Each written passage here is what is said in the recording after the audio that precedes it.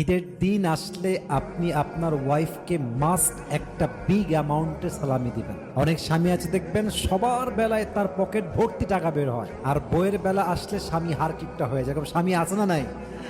আমার মনে হয় যেই স্বামী তার বউকে ঈদের দিন সালামি দিতে পারে না তার মতো ফকিন্নি আর কেউ হতে পারে না, ঠিক কিনা বলেন?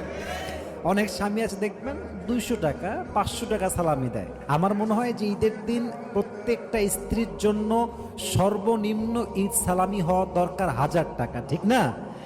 এখন আপনার স্বামীর যদি সামর্থ্য থাকে, অবশ্যই স্বামীর উচিত তার ওয়াইফকে এটা বলা যে জান তোমার কতটুকু ঈদ সালামি লাগবে আমাকে জাস্ট সংখ্যা বলো। তুমি আমার বিশ্বাস রেখেছো, তুমি আমার বাচ্চার মা, তুমি আমার লাইফের সবকিছু, তোমার যতটুকু লাগে জাস্ট সংখ্যা বলো।